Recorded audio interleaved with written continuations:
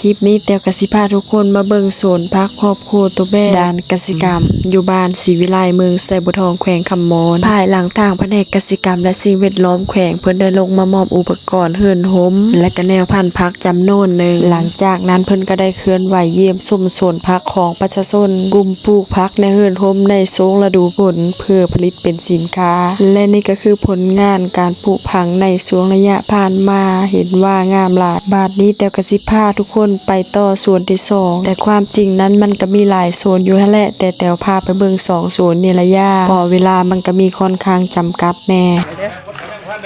ค่ะไปเบิ่งสวนพักครอบครัวตัวแบบด้านกสิกรรมไปเจ้าของสวนอันนี้เจ้าของสวนเด้อนี่เด้อไม่เท่าอย่างซื้อไม่เท่ายังพันได้บ่สุราไม่เท่าสุราไม่เท่าสุราเป็นตะม้วนเด้อเป็นเราโอ้พักงามเดี๋ยวพาทุกคนไปเบิ่งพักเด้อพักไม่เท่าสุรา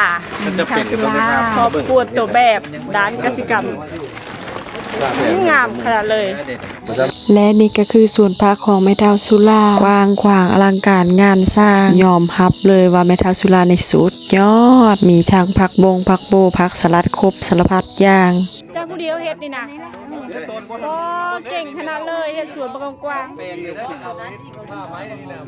เขาน้าเอาลูกสาวเขาบอกไอ้น้องครับมันติดตามโบที่เป็นลบ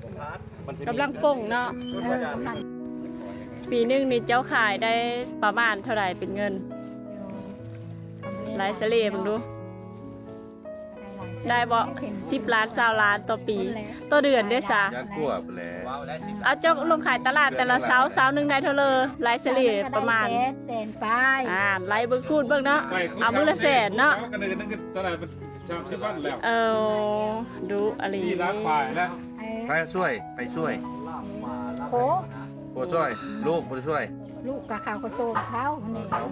สิเลอโผจะไปลงมาบ่อันนี้ผมมุ่งชาดม้อยค่าชาดม้อยอันนี้เท่ได้เนี่ยชาดม้อย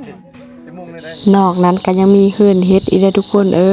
แต่ตอนนี้ตัวเป็นดอกนะเพิ่นปิดไปขายตลาดแล้วก็เลยยังเหลือแต่ซ้ำนี้ท้ายนี้แต้วก็ขอฝากทุกคนกดมาฮู้เจอเฮือแต้วแน่เด้อเพื่อเป็นกำลังใจเฮือแต้วเอ็ดคลิปต่อๆไป